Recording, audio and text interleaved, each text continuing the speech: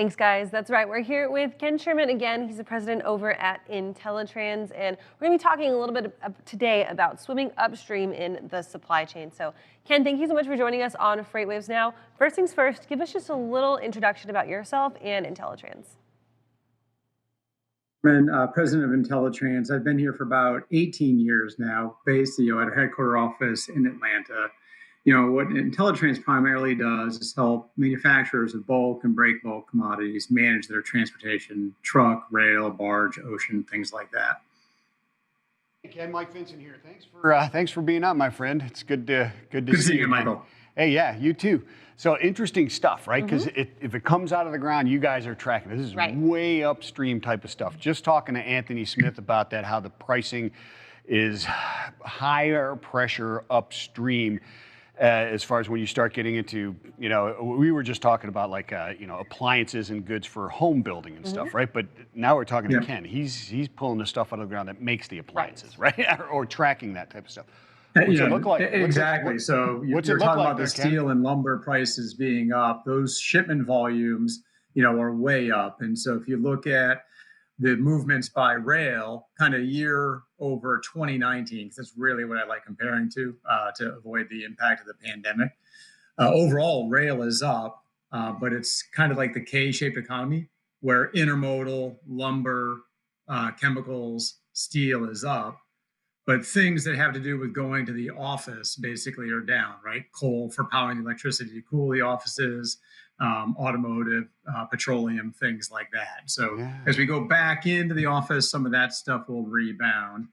And what we're seeing is to that whole pull forward is that the demand is kind of through the roof for both truck and rail. And in fact, in truck, our sister company DAD publishes that load to truck ratio. The flatbed market looks a whole lot like April 2018 when the ELD mandate was coming in. And so it's like 100 to 1. And so customers in our market and others are really having trouble getting loads covered. And so they're coming to us and others trying to get help with that. And I've got a question for you about lumber specifically. So obviously we all know the price of lumber is absolutely insane right now. There's someone building a house in my neighborhood with just open lumber in their lot right now. And I'm like, this person's a millionaire with all the wood that they've got sitting on their lot. But here's the thing, is that around social media, TikTok, Instagram, Facebook, you've got drivers who are picking up these lumber loads who are going to these mills and saying, there's still the same amount of lumber coming out of these mills. The mills haven't stopped working. It's the middlemen who are holding on to this and creating kind of a false shortage of that and just not letting it be shipped out. Is that what you're seeing? Or is it really that there is an overall shortage of lumber and that's driving up the price? Yeah, I think it's the shortage at the macro level of the overall demand versus the overall supply. Because you're right, with these continuous manufacturing industries like ours, once you're up and running, you like to stay running the whole time because where you negatively impact your yield is starting up and shutting down. So they either like to be full bore or not at all. And so, you'll see the lumber in the distribution network. But it's similar to what we saw. You're talking about the gas pipeline, right? There's all kinds of panic down here in Atlanta, which caused gas stations to run out with kind of this presumption in the consumer's mind that the pipeline feeds the gas station directly. And it's like, no, they feed these giant tanks like, out near my house. So I'm pretty close to Colonial Pipeline here in town. And so what actually caused the shortage wasn't so much the pipeline. It was the sucking all the gas out of the stations and not having enough trucks and drivers to replenish it quickly enough. Eventually, the pipeline would be the problem, but it was really the consumer behavior that was the problem. And so, I'm not surprised that people are seeing lumber in the distribution network. It's a lot of demand out there. You're saying it's kind of the stress on the demand for moving that lumber, maybe the shortage of flatbeds that's kind of creating this false, price raise. It's not necessarily that people are holding on to it, it's just that they can't get it moved. Well, at the giant level, and this will start to change, right? But we're obviously a heavily service-based economy. When you're quarantining at home, there's only so many services you could buy. So the expenditure shifted to stuff. And that stuff is doing home projects with lumber or buying new appliances, et cetera. Yeah, it's interesting. We stopped production across the board on many things, obviously. We're seeing that effect because demand didn't stop like we thought it would. And that's where the shortage. We had this hiccup of demand, or of supply and demand. Ken, you guys are heavily, obviously, invested in rail. Not, I mean, monetarily, but you're vested in rail. Let's put it that way. You guys are interested in rail. You move a lot of stuff through rail. You track a lot of stuff through rail. Let's take it in a couple different parts. First of all, let's, we've got the Canadian Pacific and Canadian National and, Kansas City Southern thing going on with Freeway the DOJ and et cetera. Yeah. What's your opinion on that? What's going on with that? You guys are heavily affected by that, and I'm sure you're keeping track of every little detail that's going on there. So what's happening? Can you give us a little update on that, Ken? Yeah. So recently, the KCS kind of called off the deal with Canadian Pacific.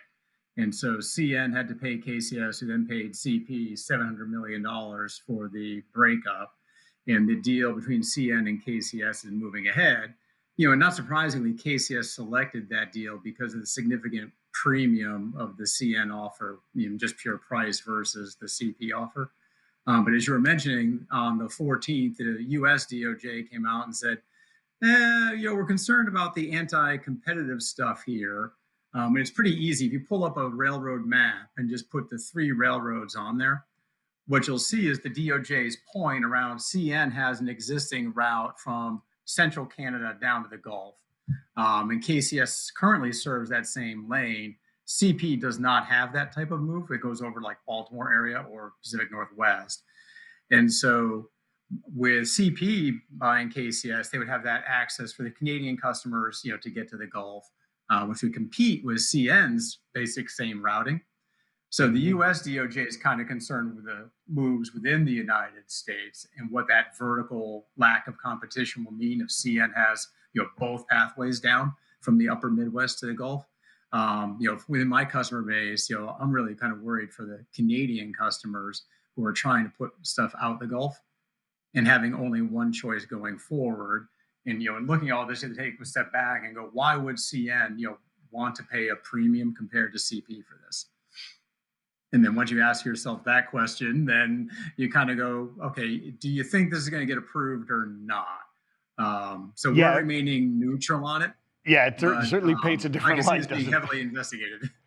Yeah, it certainly puts a different light on it, doesn't it? I never thought of it that way. That's a great thing, right? Why would CN want to do this? I mean, obviously to keep a competitor out, right? They've got a monopoly on it. They want to keep it that way, right?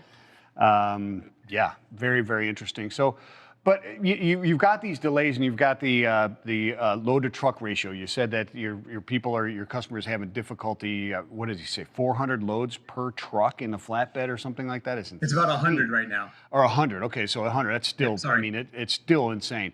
What's the effect that's going on with the rails outside of the CPCN situation that's going there with Precision Railroad and OR Drive? Everybody but BN doing their version of precision scheduled railroading. Right.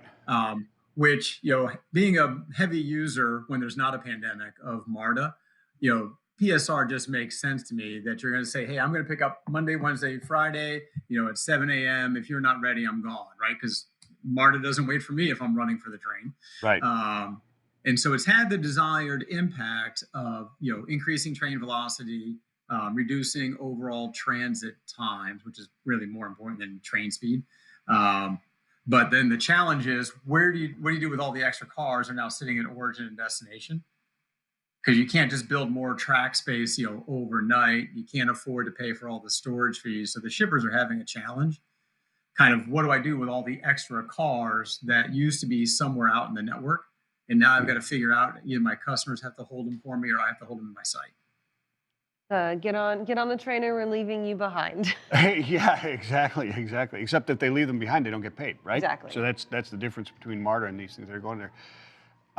Hey, Ken, where do people go to learn a little bit more about Intellitrans, what you guys do there, and get in touch with you? Sure. So the website is Intellitrans.com.